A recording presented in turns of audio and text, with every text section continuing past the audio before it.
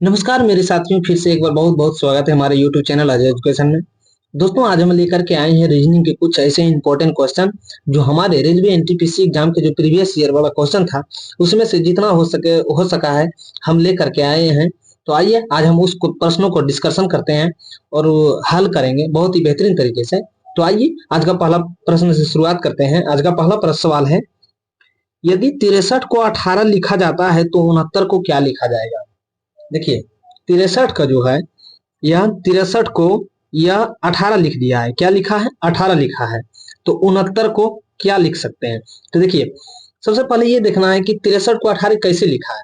तो देखिए, 63 को जो 18 लिखा है, ये 3 और 6 का मल्टीपल किया है, यानी 3 और जो है 6 का मल्टीपल किया है, तो ये 18 लिखा है। मल्टीपल करके जो है ये 18 लिखा गया है। तो इसी तरह जो है हम 6 और 9 को मल्टीपल करेंगे, यह जो है 54 आ जाएगा, यानी कि जो है यह मल्टीपल किया गया है।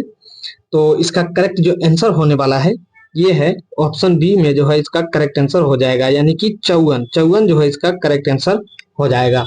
अगला सवाल है, देखिए अगला सवाल है कि 3 को 27 लिखा गया है, यानी 3 को जो है यह 27 लिखा गया है, तो 25 को क्या लिख 5 को क्या लिखा जाएगा। अब देखिए, 3 से 27 जाने के लिए हमें क्या करना चाहिए।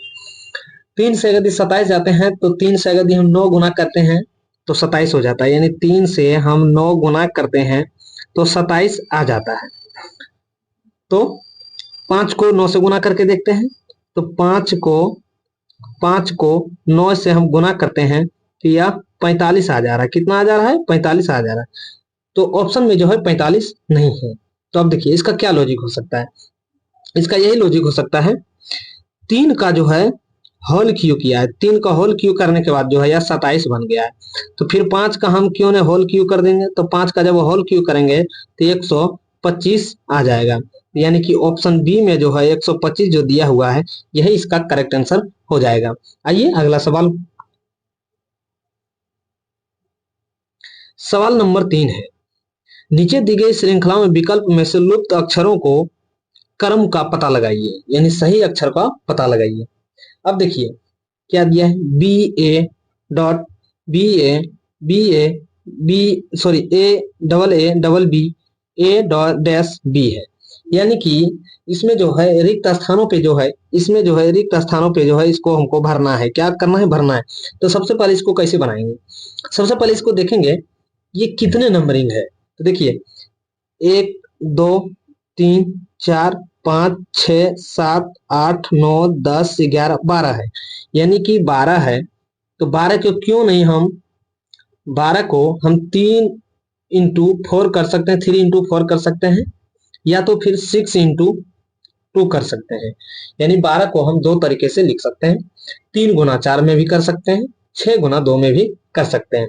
तो देखिए इसको कैसे करना है। तो इसको करना है, तो सबसे पहले हम 4 के भाग में डिवाइड करेंगे, 4 into 3, यानी कि जो है 4 का पेयर बनाएंगे। हम किसको पेयर बनाएंगे? 4 का पेयर बनाएंगे। 4 का पेयर बनाएंगे तो अब सबसे पहले अंतिम वाला लेटर को देखना है। 4 को पेयर बनाएंगे, 1 2 3 4, 4 को जो यहाँ से बी से काट देंगे, फिर 1 2 3 4, 4 को जो है फिर यहाँ से बी को काट देंगे। अब देखिए 3 को पेयर बन गया है, 3 पेयर में बन गया है, एक पेयर ये हो गया, एक पेयर ये हो गया, 2 1 3। अब जो है ये देखना है बी के जो है जस्ट पहले कौन सी संख्या आ रही है। देखिए यहाँ पे जो है बी, यहाँ पे जो है बी जो है ये, यहाँ पे जो है बी, यहाँ के बी के जस्ट पहले जो ए आ रहा है तो इसके जगह पे ए हो जाएगा। यहाँ जो है यहाँ ए हो जाएगा। फिर जो है ए के जस्ट पहले, देखिए ए के जस्ट पहले जो है, ए के जस्ट पहले यहाँ पे बी आ रहा है तो इसको बी लिख देंगे। अब फिर बी के जो है जस्ट पहले यहाँ देखिए ए आ रहा है, इसको हम ए लिख देंगे। तो इस अकॉर्डिंग जो है इसका आंसर जो हो जाएगा ए बी ए। अब देखिए ऑप्शन में कौन सा है, ऑप्शन डी में जो है दिया हुआ है ए बी ए, यानी कि ऑप्शन डी जो है इसका करेक्ट आंसर हो जाएगा। अगला सवाल पे आते हैं, यदि किसी सांकेतिक भाषा में 4 6 7 का अर्थ है पत्तियां हरी है, ठीक है, उसके बाद 4 8 5 का अर्थ है हरी थी अच्छी, हरी थी अच्छी। तीसरा में है 3 6 9 का अर्थ है वे खेलते हैं। तो उसी भाषा में कौन सा पतियों के लिए कौन सा अंक प्रयुक्त है, यानी कि पति के लिए जो है कौन सा इसमें अंक जो है प्रयुक्त है। तो आइए देखते हैं। सबसे पहले देखते हैं ये पहला और दूसरा का हम कॉमन लगाते हैं। क्या लगाएंगे, मर्ज करेंगे कि कौन कौन सी कट रही है कौन कौन सी नहीं कट रही है। अब देखिए पहला जो स्टेटमेंट है उसमें हरी भी दिया हुआ है हरी भी दिया हुआ था, हरी हरी को हम काट देंगे। तो अब इसमें देखिए इस दोनों में क्या कॉमन है, इस दोनों में जो है ये 4 4 कॉमन है, यानी कि जो हरी के लिए जो है हरी के लिए जो है 4 आ जाएगा, 4 लिखा गया। उसके बाद देखिए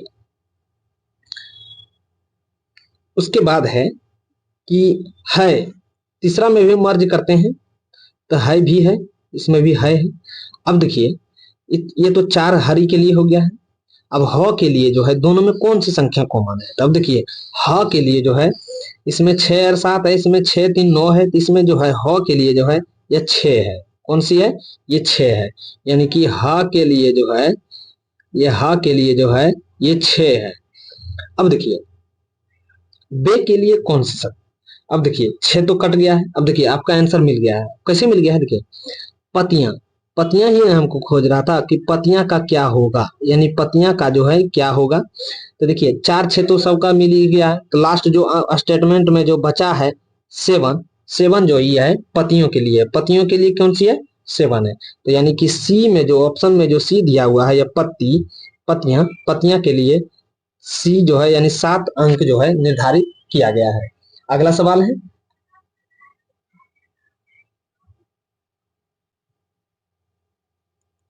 अगला सवाल है यदि किसी सांकेतिक भाषा में 256 का अर्थ है लाल रंग चाक, सेकेंड स्टेटमेंट में है 589 का अर्थ है हरे रंग फूल, उसके बाद तीसरा में है 2 4 5 का अर्थ है सफेद रंग चाक। अब देखिए तीनों स्टेटमेंट में जो है हमको मर्ज करना है कि कौन सी संख्या कॉमन में मिल रही है। तो देखिए तीनों में जो हमको कॉमन जो अंक मिल रहा है ये 5 मिल रहा है। देखिए ये भी 5 मिल रहा है, ये 5 को काट देना है, 5 5 को जो सबसे पहले कट जाए। अब जो देखिए तीनों, अब इस स्टेटमेंट में देखिए रंग के लिए जो है रंग तीनों में है, ये रंग जो है तीनों में है, यानी रंग के लिए जो है रंग के लिए हमें 5 अंक को निर्देशित किया गया है। रंग रंग के लिए जो है हमें जो है 5 दिया गया है, रंग के लिए जो हमें 5 मिला है। उसके बाद अब देखिए पहला स्टेटमेंट और तीसरा स्टेटमेंट में है चाक, क्या है चाक, चाक को काटिए। अब देखिए पहला और तीसरा में कौन सा अंक कॉमन है, तो देखिए पहला और तीसरा में जो है 2 अंक कॉमन है, यानी कि चाक के लिए जो है चाक के लिए जो है हमें 2 मिल गया है। अब बच गया है, अब हमको पूछ रहा है सफेद के लिए, सफेद के लिए जो कौन सा अंक संकेत है। तब देखिए तीसरा में जो है सफेद, तीसरा स्टेटमेंट में सफेद दिया हुआ है, तो तीसरा स्टेटमेंट में जो है 4 ही बचा है जो सफेद के लिए प्रयुक्त है, यानी कि ऑप्शन सी में जो है दिया हुआ है 4, यानी कि ऑप्शन सी जो है इसका करेक्ट आंसर हो जाएगा। अगला सवाल पे बढ़ते हैं।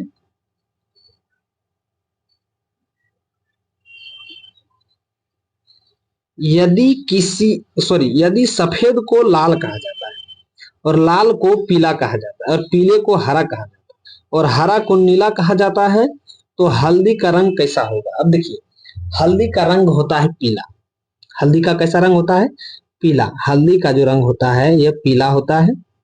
अब देखिए पीला को क्या कहा गया है, यानी कि हल्दी का रंग पीला होता है, लेकिन पीला को जो है यह कहा गया है हरा, यानी कि जो हल्दी का रंग होगा यह होगा हरा। ऑप्शन के अकॉर्डिंग जो है इसका राइट आंसर हो जाएगा ऑप्शन सी हरा। अगला सवाल पे बढ़ते हैं।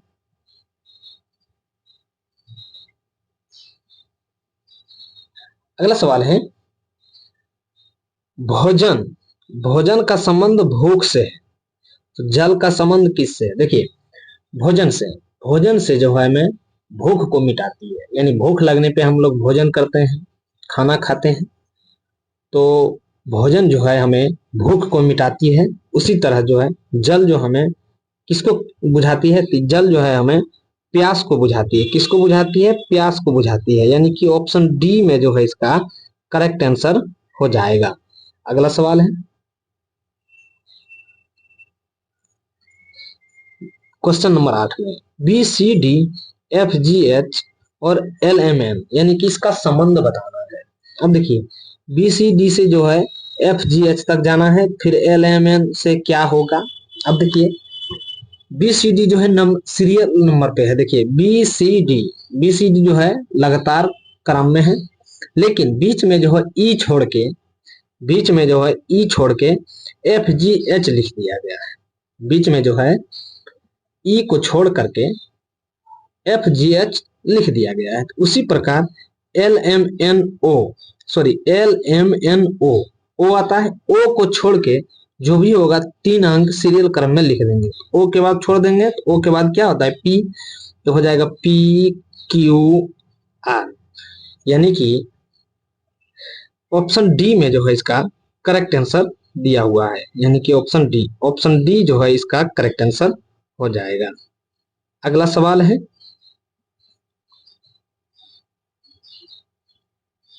अब देखिए अगला सवाल है, ए और बी भाई है, यानी ए और बी जो है दोनों क्या है? भाई है।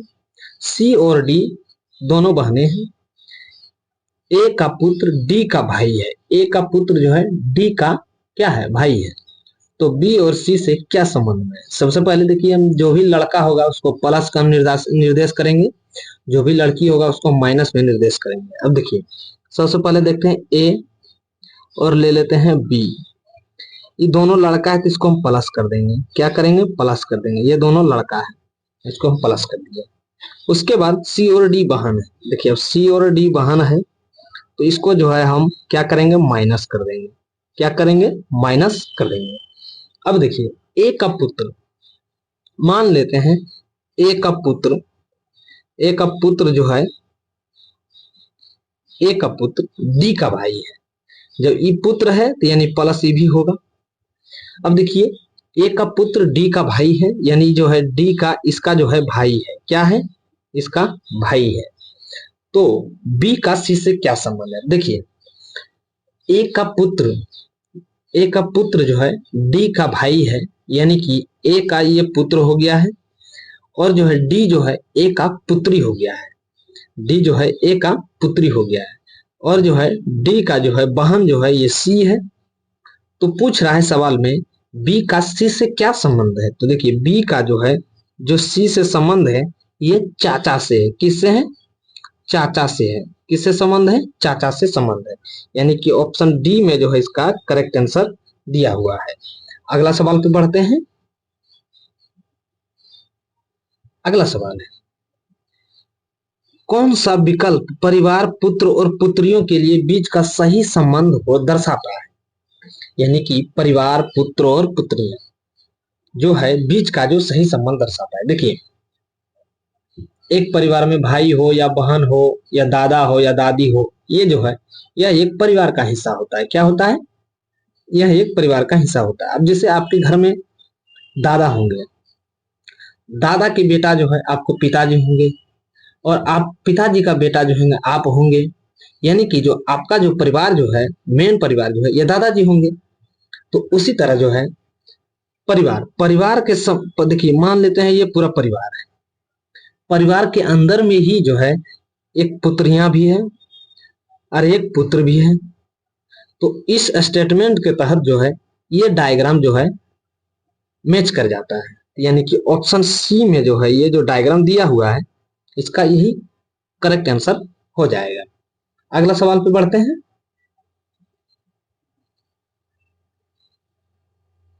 नीचे दिए गए घन की 2 स्थिति दिखाई गई है, तो संख्या 4 के विपरीत कौन सी संख्या होगी? यानी कि 4 के जो है विपरीत जो है कौन सी संख्या होगी? अब देखिए हम इसको हम कैसे हल करेंगे। इसको जो है बहुत ही इजी तरीके से हल करेंगे। हम डायग्राम को जरा सा भी छेड़छाड़ नहीं करेंगे, कैसे करेंगे वो भी देखिए, वो भी ट्री के माध्यम से। सबसे पहले देखिए इस फिगर में और इस फिगर में कौन सी संख्या दोनों में कॉमन दिख रही है। तो देखिए दोनों में जो है 4 4 जो है कॉमन दिख रही है, तो हम क्यों नहीं पहले 4 को लिख देते हैं। अब जो है दोनों में जो है एंटी क्लॉकवाइज घूमना है, यानी घड़ी की दिशा में जो है हमें विपरीत संख्या को रिपीट करते चल जाएंगे घड़ी की संख्या में, घड़ी की दिशा में। 4 के बाद जो भी संख्या आएगी ये 5 आएगी, हम इसको 5 लिख देंगे। 5 के जो भी बाद आएगी 1 आएगी, इसको हम 1 लिख देंगे। दूसरा डायग्राम में देखिए 4 के बाद जो विपरीत आए क्लॉकवाइज के तहत जाएंगे तो 3 आएगी, यानी 4 के बाद जो है फिर 4 यहाँ लिख देंगे। 4 के बाद जो आने वाली संख्या है 3 आएगी। 3 के बाद जो भी संख्या आएगी ये 2 आएगी। क्या आएगी? 2 आएगी। अब देखिए 5 का जो विपरीत है ये वो 1 है। 5 का विपरीत जो संख्या है वो 1 है। 3 का जो विपरीत संख्या है वो है 2 है। लेकिन 4 4 दोनों कॉमन है। 4 4 जो है दोनों कॉमन है। एक पासे में जो है 1 से लेकर के 6 तक संख्या होती है। अब देख सकते हैं सभी संख्या एक दूसरे के विपरीत मिल रही है, लेकिन 4 जो है सेम कॉमन है। लेकिन इसमें जो है 6 जो संख्या है वो नहीं दर्शाई गई है। तो इस अकॉर्डिंग के जो है 4 के जो विपरीत होगा ये हमारे 6 हो जाएगा। 4 के विपरीत जो अंक होगा ये हमारे 6 हो जाएगा, यानी कि ऑप्शन सी जो है इसका करेक्ट आंसर हो जाएगा। अगला सवाल पे बढ़ते हैं।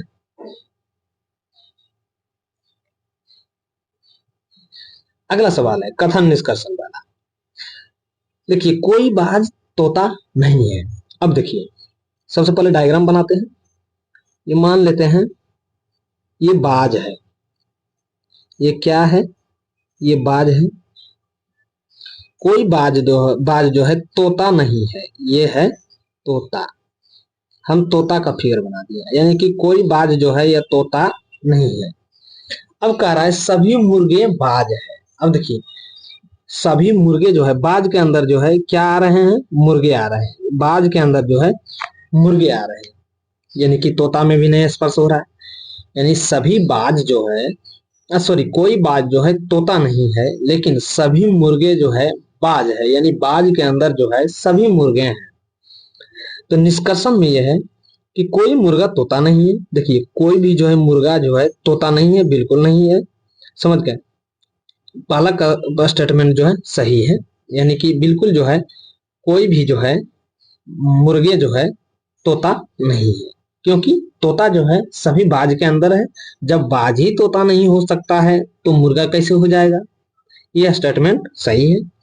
दूसरा है कोई तोता मुर्गा नहीं है। देखिए बिल्कुल है, कोई जो है तोता मुर्गा बिल्कुल नहीं है। तोता जो है मुर्गा से कोई स्पर्श नहीं करता है, यानी कि स्टेटमेंट 2 भी जो है इसका सही है, यानी कि ऑप्शन सी जो है इसका करेक्ट आंसर हो जाएगा। अगला सवाल पे बढ़ते हैं। अगला सवाल है क्वेश्चन नंबर 13। निम्न आकृति में कितने त्रिभुज हैं? देखिए इसके अंदर जो है कितने त्रिभुज हैं।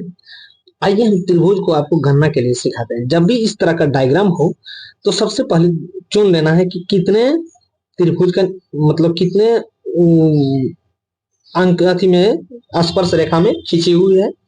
तो देखिए सबसे पहले 1 मानते हैं, 2 मानते हैं, 3 मानते हैं, 4 मानते हैं और यहाँ पे जो है 5 मान लेते हैं।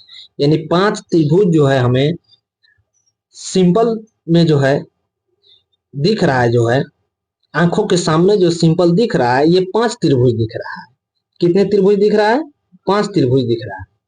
अब देखिए हर त्रिभुज की रेखा जो है एक दूसरे से स्पर्श है। किससे है?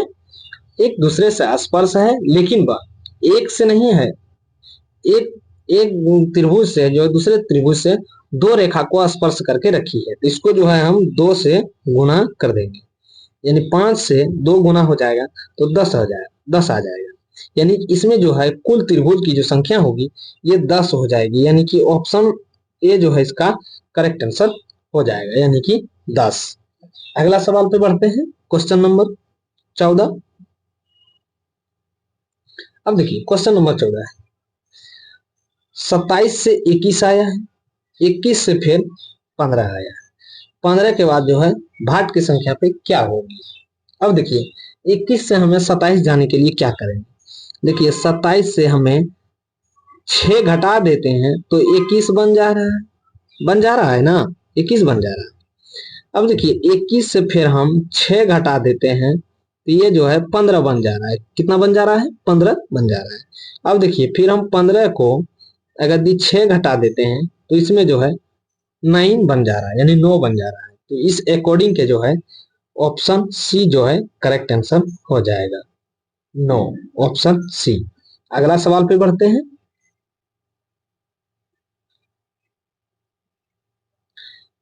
जैसे मधुमक्खी का संबंध डंक से है तो सर्प से क्या संबंधित है।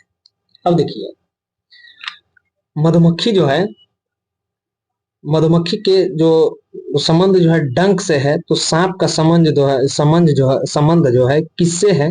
तो सांप का संबंध जो है यह विष से है। किससे है? विष से, सॉरी विष दांत से है। किससे? विष दांत से है। अब देखिए इसमें क्या है, मधुमक्खी का जो है विष जो रहता है वो डंक में रहता है ना। मधुमक्खी देख रहे हैं, मधुमक्खी जो है वो विष जो रहता है उसका डंक में रहता है। लेकिन सांप का जो विष रहता है वो रहता है उसकी दांतों में। किस में रहता है? इसकी दांतों में रहता है, इसकी दांतों में रहता है। तो इस अकॉर्डिंग के तहत जो है इसका करेक्ट जो आंसर हो जाएगा ऑप्शन सी, यानी कि विष दंत। तो दोस्तों हम जो है इस वीडियो में जो लाए थे वो था एनटीपीसी का जो है प्रीवियस ईयर रीजनिंग का सवाल था। तो मुझे उम्मीद है कि आप इस वीडियो को पूरा अंत तक जरूर देखे होंगे, क्योंकि आने वाले जो हमारे एग्जाम है एनटीपीसी उसके लिए बहुत ही महत्वपूर्ण साबित होने वाले हैं। और जितना से जितना हो सकते हो जो भी हमारे भाई बंधु होंगे वो एक बार प्रीवियस ईयर क्वेश्चन का जरूर मॉक टेस्ट लगाइएगा, क्योंकि एग्जाम के लिए बहुत ही महत्वपूर्ण साबित होते हैं। जितने भी प्रीवियस ईयर होते हैं वो भी एग्जाम के लिए बहुत ही रामबाण की तरह जो है काम करते हैं। तो इसी तरह का हमारे कंटेंट पे जुड़े रहिए और हर तरह तरह का रीजनिंग और जीके जीएस का क्लास को बहुत ही बेहतरीन तरीके से आनंद ले पाइए। तो फिर मिलते हैं नेक्स्ट वीडियो में, नेक्स्ट चैप्टर के साथ, नेक्स्ट जीके जीएस के साथ। तब तक मिलते हैं फिर अगले क्लास में।